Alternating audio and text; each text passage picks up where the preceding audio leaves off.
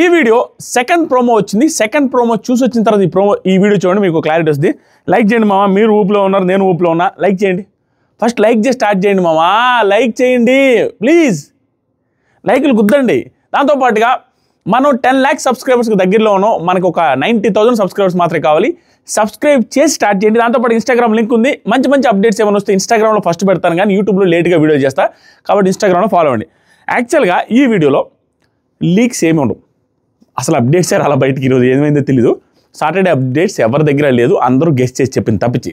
కాబట్టి ఈ వీడియోలో అక్కడ జరిగినట్టుగా చెప్పేది ఏం లేదు, అనాలిసిస్ మాత్రం ఉంటుంది. ప్రోమోని బట్టి, ఎక్స్ప్రెషన్ బట్టి, ఓన్లీ ప్రోమోని బట్టి మాత్రమే మాట్లాడుతున్నాను ఇక్కడ. ఇది నాకు తెలిసి ఎపిసోడ్లో ఏదైనా చేంజెస్ ఉంటే చేంజెస్ కూడా అవ్వచ్చు, ఎందుకంటే నాకేం లీక్స్ రాలేదు, నాకేం అప్డేట్స్ రాలేదు. కాబట్టి ఇది ప్రోమోని బట్టే, కానీ 90% ఇది రైట్ అవుద్ది అన్న ఫీలింగ్ వస్తుంది. యాజ్ పర్ ద ప్రోమో చూస్తే కళ్యాణ్ని ఆకాశానికి ఎత్తాడా నాకు సార్ అన్న ఫీలింగ్ వచ్చింది. అంటే అక్కడ తిట్టలేదా, అక్కడ తప్పు పట్టలేదా అన్నట్టుగా అనిపించింది. మా మీలో ఎంతమందికి అనిపించిందో లేదో నాకు తెలియదు. ఈ ఎపిసోడ్లో మళ్ళీ ఉల్టా పల్టా చేస్తే నాకు తెలియదు, మీరు నన్ను తిట్టద్దు. యాజ్ పర్ ద ప్రోమో కళ్యాణ్కి క్లీన్ చిట్ ఇచ్చాడా నాకు సార్ అన్న ఫీలింగ్ వచ్చింది. దాంతో పాటుగా as per the promo Tanuja గారికి మళ్ళీ కొంచెం కోటింగ్ ఏమైనా పడిందా అన్నట్టుగా అనిపించింది జస్ట్ కొంచెం. దాని గురించి మాట్లాడతానా? రీతు చౌదరి గారిని అన్నం రైటా రాంగా మీరే చెప్పాలి, నేను చెప్తాను దాని గురించి. అండ్ సంజన గారిని అనొచ్చా అనకూడదా, దాంట్లో పాయింట్లు 1 by 1 మాట్లాడతా. ఆ బాంబులు ఏంటి, ఎందుకు దానికి రిలేటెడ్గా 2 అంటున్నారు, ఏమేంటి అనేది మాట్లాడతా. ఫస్ట్ ప్రోమోల గురించి చెప్పుకుంటూ చదువుకుంటూ పాయింట్ బై పాయింట్ మాట్లాడతాం. చాలా ఫన్నీ, దీంట్లో కొంచెం రసవత్తమైన పాయింట్లు రేజ్ చేస్తాం అనమాట. దీనికి చాలామందికి హట్టింగ్ కూడా ఉంటుంది. ఎందుకు రావడాలు ఊరికే మాడిపోయిన గాయాన్ని లేపుతాం అనేసి అనిపిస్తుంది. బట్ ఇక్కడ దీనికి సింక్ అయి ఉండదన్నమాట, చెప్పాల్సిన అవసరం ఉంది.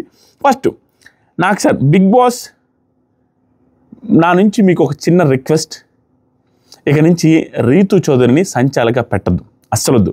ఒకసారి కాదు, 2 సార్లు కాదు, ఇష్టం వచ్చినట్టు రూల్స్ మార్చేస్తావు. ఎవరు గెలవాలి అన్నది మనసులో పెట్టుకొని కాదు, ఎవరు గెలిచారు అన్నది ఆట చూసి చెప్పాలి అనే మాట సరిగ్గా ఉంది స్వామి. ఆవిడ దాని మీనింగ్ ఏమని అంటే, డెమాన్ పవన్ ఉన్నాడు కదా, డెమాన్ పవన్ గెలవాలి అనే దాన్ని బట్టి దానికి తగ్గట్టుగా రూల్స్ ఫ్రేమ్ చేసి చెప్పడం కాదమ్మా. ఆట చూసి ఆటలో ఎవరు గెలిచారో వాళ్ళు గెలిచారని అనౌన్స్ చేయాలి తప్పించి డెమాన్ పవన్ మనసులో పెట్టుకుని ఆట ఆడొద్దు. ఇది ఒకటోసారి 2వ కాదు, ప్రతిసారి డెమాన్ పవన్ ఉన్నప్పుడు నువ్వు అదే చేస్తున్నావు అనేసి అడిగారు. యాక్చువల్గా ఈ పర్టికులర్ దాని గురించి నేను మాట్లాడతా. ఆ టాస్క్ ఏమైంది అనేది ఒక మాట మాట్లాడేదానికంటే ముందు, బిగ్ బాస్ టీమ్ కానీ నాగార్జున సార్ కానీ సిచ్యువేషన్కి ఒక్కొక్కసారి ఏమో అమ్మాయి అబ్బాయి ఈక్వల్ అంటారు, ఒకసారి ఏమో వేరే రకంగా అంటారు, ఇంకొకసారి ఇంకో రకంగా అంటారు, అంటే ఒక్కొక్కసారి ఒక్కొక్క రకంగా అంటారు. ఇప్పుడు ఈ పర్టికులర్ పాయింట్ ఏమిటంటే, రీతు చౌదరి సంచాలకుగా క్వశ్చన్ చేశారు, కానీ ఒకనొక టైంలో నాకు సార్ ముందే సంచాలకుగా మాధురి గారు తప్పు చేసి బిగ్గెస్ట్ 3 వారాల నుంచి మనం నాంచుకు తింటున్నా, నసబెడుతున్నా ఆ బిగ్ బాస్ బజర్ ఏదైతే ఉందో, గోల్డెన్ బజర్, అది ఎంత ఇంపార్టెంట్. ఒక మనిషి లైఫ్ చేంజ్ చేసే అంత టాస్క్. మనిషి లైఫ్, నేను అన్నది రాంగ్ కాదు, మనిషి లైఫ్. ఒక కంటెస్టెంట్గా ఆ బజర్ యూజ్ చేస్తే ఇంకో కంటెస్టెంట్కి ఎక్కువ ఓట్లు పడ్డా వెళ్ళిపోతాడు. మోర్ దాన్ ఏ లైఫ్, దారుణమైన ఒక ఆపర్చునిటీ, లైఫ్ కాదు, ఒక బిగ్ ఆపర్చునిటీ మిస్ అయిపోతాడు. అంత పెద్ద పవర్ ఉంది ఆ గోల్డెన్ బజర్లో. ఒక మనిషికి ఎక్కువ ఓట్లు పడ్డా, తక్కువ ఓట్లు పడ్డ వాళ్ళకి వాడితే అతను వెళ్ళిపోతాడు. అంత పెద్ద బజర్ వచ్చే టాస్క్ని క్లియర్గా ఆ టాస్క్లో తనూజ గారు మిస్టేక్ చేశారని కనపడిన తర్వాత క్లియర్గా తనూజ గారు మిస్టేక్ చేసేసారట. అది ప్రపంచం మొత్తం యాక్సెప్ట్ చేస్తారు. తనూజ గారు కూడా బయటకు వచ్చి చూసిన తర్వాత నేను మిస్టేక్ చేశాను యాక్సెప్ట్ చేయాల్సిందే, అందరూ యాక్సెప్ట్ చేయాల్సిందే. అంత క్లియర్ మిస్టేక్ చేసి వస్తే ఆ క్లియర్ మిస్టేక్లో ఆ రోజు సంచాలకుగా ఉన్నది ఎవరు? దీని మీద అందరూ లైక్ చేసి కామెంట్ కూడా చేయాలి, కరెక్ట్ కదని. మాధురి గారు సంచాలకుగా ఉంటే స్పాట్లో నాకు సార్ ముందే జరిగింది, స్పాట్లో శనివారం పూటే జరిగింది.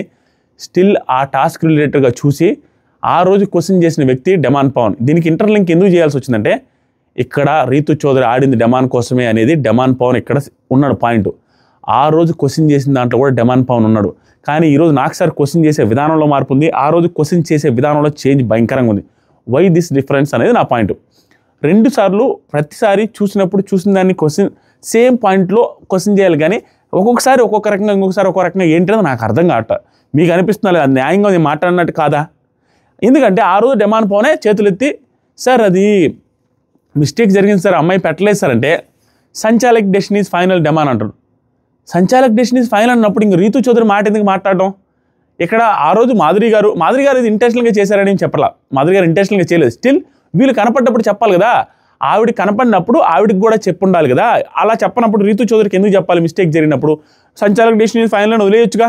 ఆ రోజు మాత్రం సంచాలక్ డెసిషన్ ఇస్ ఫైనల్ స్పాట్లో జరిగితే, ఈ రోజు మాత్రం 1 వీక్ తర్వాత వచ్చి కూడా మాట్లాడతారు. అంటే డిఫరెన్స్ ఎందుకని? ఈవిడ మాట్లాడకూడదని కాదు, ఆ రోజు మాట్లాడి ఉండాలి అనేది పాయింట్. ఎందుకంటే ఆ రోజు డిమాండ్ ఉండు, ఈ రోజు డిమాండ్ ఉండు, అది నా పాయింట్.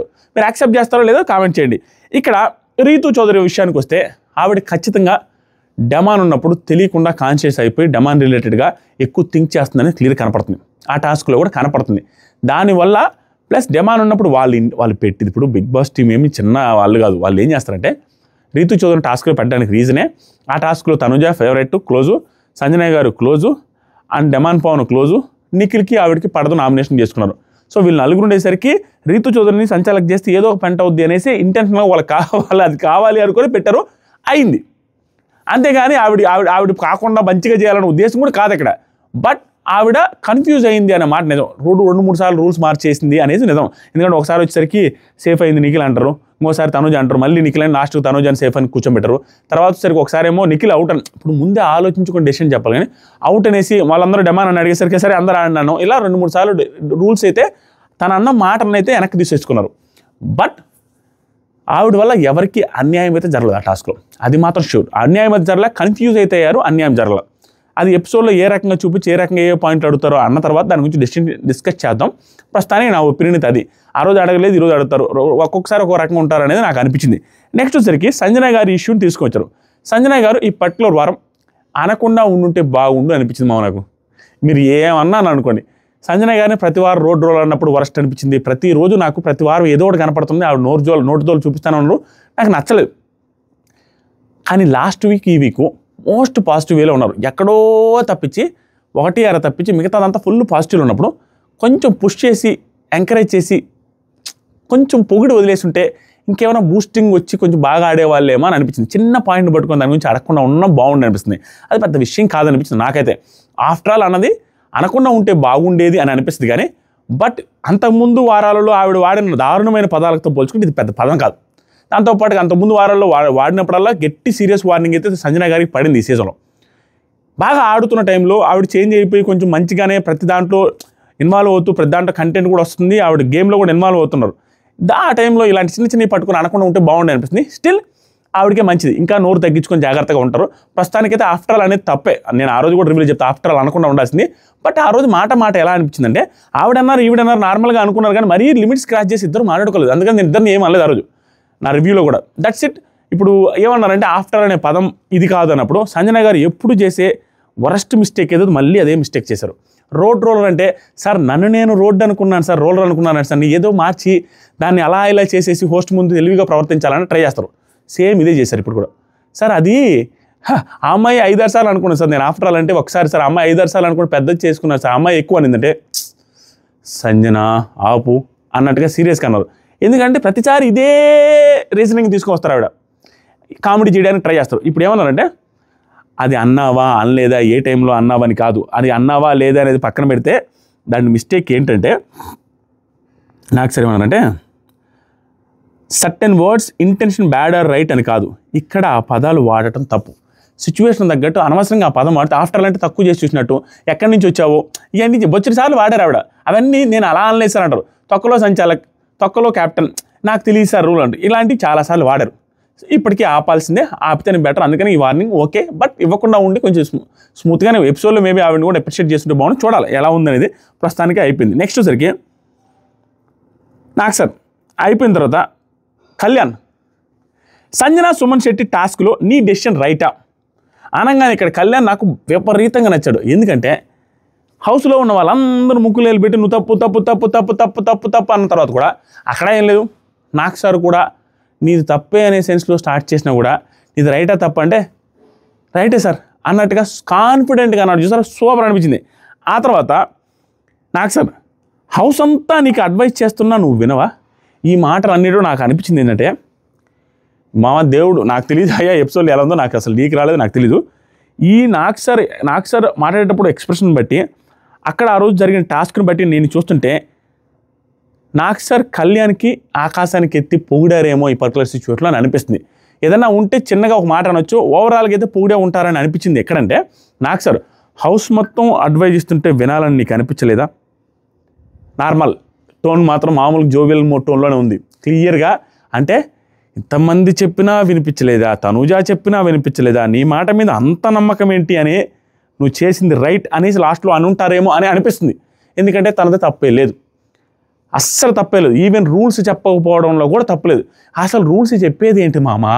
నేను సుమన్ శెట్టి గారి హైట్ తక్కువ ఉండడం వల్ల ఆయన ఫస్ట్ 4 బ్లాకులు నీట్గా సర్దుకున్నారు, తర్వాత 2 బ్లాకులు అందకపోవడం వల్లే సర్దుకోలేదు తప్పించి ఇతను చెబితే సర్దుకుంటాడు అనేది కాదు. అది ఎలా ఉందంటే అంతా అయిపోయిన తర్వాత మేము చెబితే చేసి ఉండేవాళ్ళం అన్నట్టుగా ఉంది, అంతకుమించి ఏమీ లేదు. క్లియర్. ఎలా ఉంటుందంటే ఇప్పుడు ఉసేన్ బోల్ట్కి నాకు రన్నింగ్ రేస్ పెట్టి ఉసేన్ బోల్ట్తో నేను పరిగెత్తి ఓడిపోయిన తర్వాత ఉసేన్ బోల్ట్ గెలిచిన తర్వాత ఏదైనా ఒక చిన్న రూల్ పెట్టి ఆ రూల్ నేను చెప్పలేదు కదా, చెప్పుండి నేను గెలిచిండేవాడిని అనేది మాట అన్నట్టు ఉంటుంది. అక్కడ ఉసేన్ బోల్ట్ సుమన్ శెట్టి గారు ఒకటి, ఉసేన్ బోల్ట్ నేనే వెళ్ళాను, సుమన్ శెట్టి గారు సంజన గారు అక్కడ అలా ఆ టాస్క్ అలా డిఫైన్ చేసింది, అలా డిజైన్ చేసింది. ఎందుకు తెలుసా? ఆ టాస్క్లో ఆపోజిట్ పర్సన్ సెలెక్ట్ చేసుకున్నదే సంజన. అప్పుడు ఆవిడ ఎవరిని సెలెక్ట్ చేసుకుంటారో ఆ టాస్క్ హైట్ రిలేటెడ్ కాబట్టి ముందే ఆ టాస్క్ ఏంటి ఎక్స్ప్లెయిన్ చేసరికి హైట్ తక్కువ ఉన్న వాళ్ళని సెలెక్ట్ చేసుకున్నారు. కాబట్టి ఈవిడికి ఆ హైట్ అడ్వాంటేజ్ ఉంటుంది, ఆటోమేటిక్గా ఆవిడ చేయగలుగుతారు, సుమన్ శెట్టి గారు చేయలేరు. అందుకని ఫస్ట్ 4 బాక్సులు నీట్గా సర్దుకొని తర్వాత 2 బాక్సులు అసలు ఎందుకు సర్దలేదంటే సర్దడానికి ఛాన్స్ చేయలేదు. కానీ సంజన గారికి హైట్ అడ్వాంటేజ్ వల్ల సర్దుకున్నారు. దాంట్లో రూల్స్ చెప్పడానికి చెప్పకపోవడానికి ఏమీ లేదు. అంతా అయిపోయిన తర్వాత బొచ్చెడు మంది నిందలేయడానికి, బొచ్చెడు మంది తప్పు చేసామని అన్నడానికి రెడీగా ఉంటారు. ఏ తప్పు లేదు. తన స్టాండ్ మీద ఇప్పటికీ నిలబడ్డ విధానం బాగుంది. నాకు సార్ ఇంకేమన్నారంటే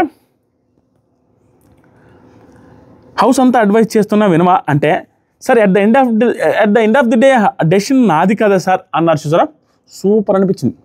నాకు సార్ ముందు మాట్లాడిన మాటలు ఇవి. సార్ వాళ్ళు ఎవరు సార్ చెప్పడానికి at the end of the day నాది కదా సార్ అన్న మాట చాలా కాన్ఫిడెంట్గా మాట్లాడాడు. దానికి నాకు సారు కరెక్ట్ డెసిషన్ తీసుకోమని తనూజ చెబుతున్నా కూడా అయినా కూడా వినవా.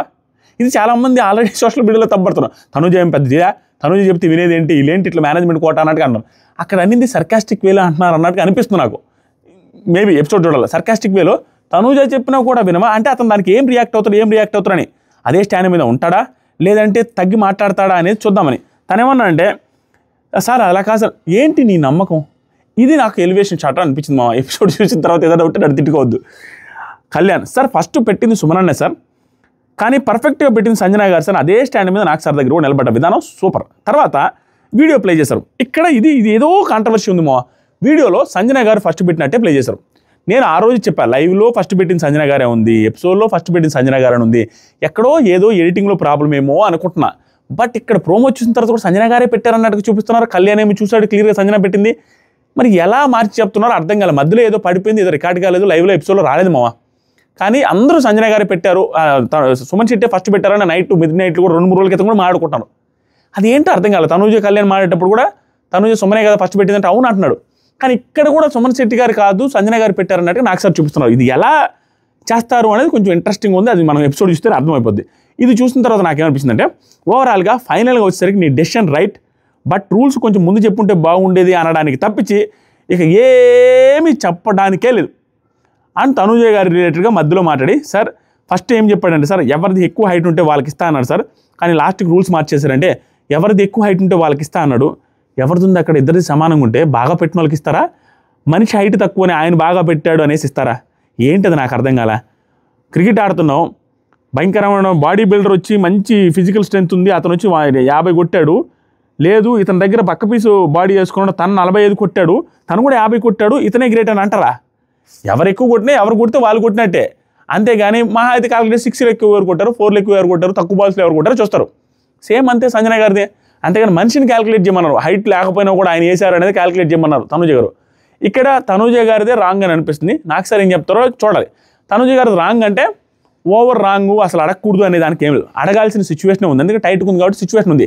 కానీ ఇక్కడ తనూజ గారిది ఏంటంటే ప్రాబ్లం, ఫెయిల్డ్ సంచాలక్ అనే మాట మాట్లాడకుండా ఉండాల్సింది. లాస్ట్కి ఫైనల్గా జడ్జిమెంట్ కరెక్ట్గా ఇచ్చినప్పుడు ఫెయిల్డ్ సంచాలక్ అనేది రాంగ్. దాని గురించి నాకు సార్ అడగొచ్చు అనుకుంటున్నా. అండ్ ఇంకొకటి తప్పే అక్కడ కనిపిస్తుంది. తప్పు కాదు, ఇంటెన్షనల్గా చేస్తున్నారా అన్న ఫీలింగ్ ఎక్కడ వస్తుందంటే ప్రతిసారి సుమన్ శెట్టి గారి విషయంలో దూరుతున్నారు. ఇంటెన్షనల్గా దూరుతున్నారా అన్న ఫీలింగ్ ఎందుకు వచ్చిందంటే నాకు నిన్న టాస్క్లో అడిగారు, టాస్క్లో సుమన్ శెట్టి గారి విషయంలో దూరారు, మాట్లాడారు. అండ్ మొన్న సంజయ్ గారు వస్తారు హౌస్లోకి, వచ్చినప్పుడు నేను ఆ రోజు చెప్దాం అనుకున్నాను. నేను చిన్న వదిలేస్తుంటా, ఇలాంటి సిచ్యువేషన్ వచ్చినప్పుడు మాట్లాడుతుంటా. ఆ రోజు చెప్దాం అనుకున్నాను, ఎందుకు ఆపాయంటే ఏముందిలే అనుకున్నా.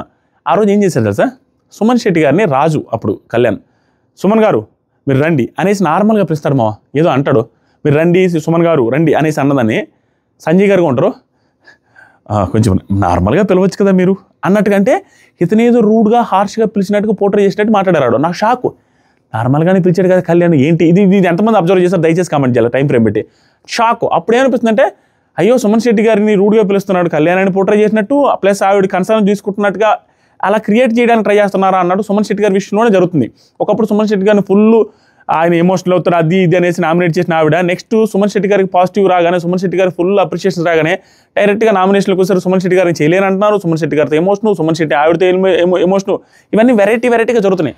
కంటిన్యూస్గా చూస్తే సుమన్ శెట్టి గారి విషయంలో మాత్రం ఓవర్ స్టాండ్ తీసుకుంటారు, ఇంటెన్షనల్ స్టాండ్ అన్న ఫీలింగ్ అయితే వచ్చింది. అది నాకు సార్ ఎలా డీల్ చేస్తారో లేదు చూద్దాం. తర్వాత నాకు సార్ ఏమన్నారంటే